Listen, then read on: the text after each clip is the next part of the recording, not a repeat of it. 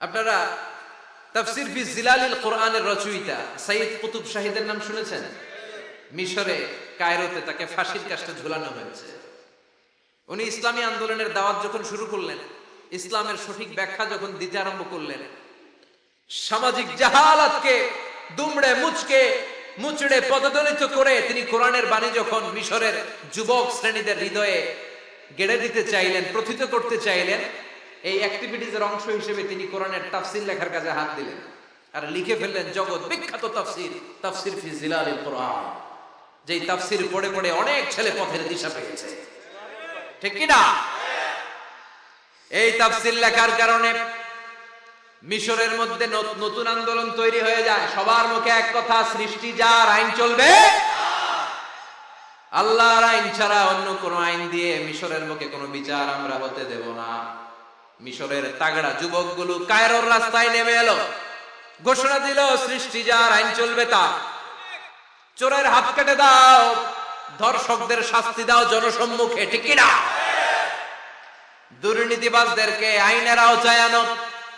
দেশের শত্রু, দশের শত্রু, স্বাধীনতার শত্রু সবগুলার বিচারের আওতায় আনো কোরআনের আলোকে, ঠিক কি না? সংগ্রাম, বিক্ষোভে ফেটে পড়ল পুরো বিষয়।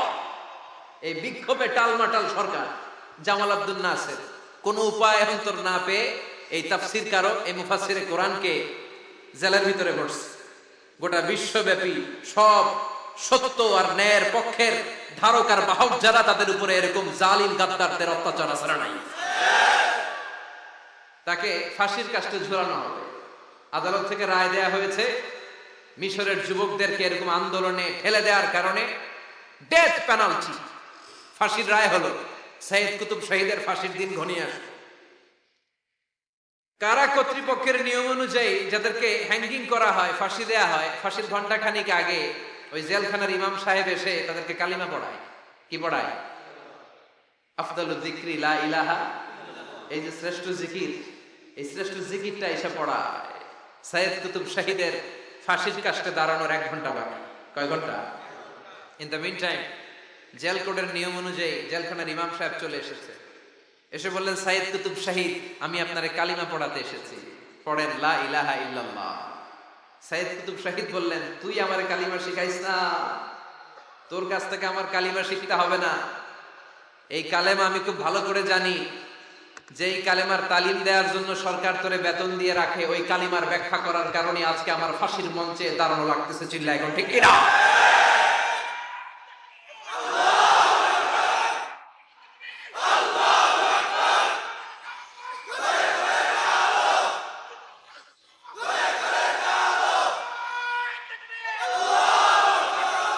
একই কালেমার তালিম তুমি দাও, তোমার টাকার বান্ডিল দেয়, আর ওই কালেমার এক্সপ্লেনেশন, ব্যাখ্যা আমি সমাজে দিয়েছি, তাই আমারে ফাঁসি দেয়।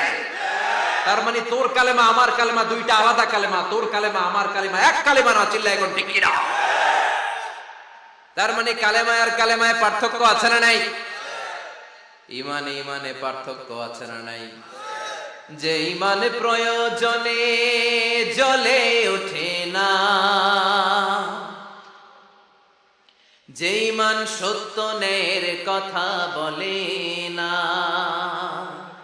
যে ইমান প্রয়োজনে জ্বলে ওঠে না, যে ইমান সত্য ন্যায়ের কথা বলে না, যে ইমান বাস্তবে নাই, যে ইমান অন্তরে নাই, মুখে শুধু ফাঁকা বলি, কি করে তারে বলো ইমান বলি, কি করে তারে বলো ইমানে বলি, কি করে তারে বলো ইমানে বলি, ঠিক কি না? যে ইমান দিন কায়েমের আন্দোলনের ধার ধারে না, যে ইমান লেবাসধারী কোরআন হাদিস তাও পড়ে না, যে ইমান খাজার নামে মাজার গড়ে ফুলুস কামায়, যে ইমান শিরকিয়াতের আমল করে ভীত না হয়, যে ইমান ইমানে ভুলে নাস্তিকতার মঞ্চে ওঠে, যে ইমান বাতিল মাতের দোসর হয়ে ফায়দা লুটে, যে ইমান শুধুই কেবল খায় দায় আনন্দ করে, যে ইমান দেখে না যে আরাকানে ভাইরা মরে, যে ইমান বাস্তবে নাই, যে ইমান ময়দানে নাই, মুখে শুধু ফাঁকা বলি, কি করে তারে বলো ইমানে বলি, কি করে তারে বলো ইমানে বলি, কি করে তারে বলো ইমানে বলি। চিল্লায় বলেন ঠিক কিনা? ইমানে ইমানে পার্থক্য আছে না নাই? কালেমায় কালেমায় পার্থক্য আছে না নাই? এটা হচ্ছে শ্রেষ্ঠ কালিমা, এটা বিপ্লবী কালেমা, এটা সংগ্রামী কালেমা। এই কালেমার পক্ষে যারা, তারা সত্য আর ন্যায়ের পক্ষে। চিল্লায় বলেন ঠিক কিনা? এই কালেমাকে যারা মেনে নিয়েছে, তারা এক আল্লাহর কাছে মাথা নত করেছে, পৃথিবীর কারো কাছে তারা মাথা নত করে না। এই কালেমার পক্ষে যারা, তাদের স্বপ্ন যে কালেমার পতাকা এই দেশে উড়বে। চিল্লায় বলেন ঠিক কিনা? কোন একদিন এ দেশের আকাশে কালিমার পতাকা উড়বে, সেদিন সবাই খোদাই বিধান পে দুঃখ বেদনা ভুলবে। কোনো একদিন এদেশের আকাশে কালিমার পতাকা উড়বে, সেদিন সবাই খোদাই বিধান পে দুঃখ বেদনা ভুলবে। চিৎকার করে বলেন ঠিক কিনা? এই স্বপ্ন প্রতিটা মুমিনের অন্তরে থাকার দরকার আছে না নাই? ইসলাম বিজয়ী শক্তির মসনদে বসুক, এটা যে সহ্য করতে পারে না, অন্তর থেকে যে এটা চায় না, ও মুমিন নয়, ও মুনাফিক। চিল্লায় বলেন ঠিক কিনা? এজন্য বিশ্বনবী বললেন, আফদালুয যিকরি লা ইলাহা ইল্লাল্লাহ। জিকিরের জগতে সব চাইতে শ্রেষ্ঠ জিকির হলো লা ইলাহা। এজন্য সব সময় চমৎকার শ্রেষ্ঠতম জিকিরটা দিয়ে জিহ্বাটারে ভিজায় রাখার দরকার আছে না নাই? Every night and every day, every night and every day, never forget to say la ilaha illallah. Never forget to say la ilaha illallah. Never forget to say la ilaha illallah. When you're walking down the street, use your time and repeat, and say in every heartbeat la ilaha illallah. And say in every heartbeat la ilaha illallah. And say in every heartbeat la ilaha illallah. সবাই পড়েন, every night and every day, every night and every day, never forget to say la ilaha illallah.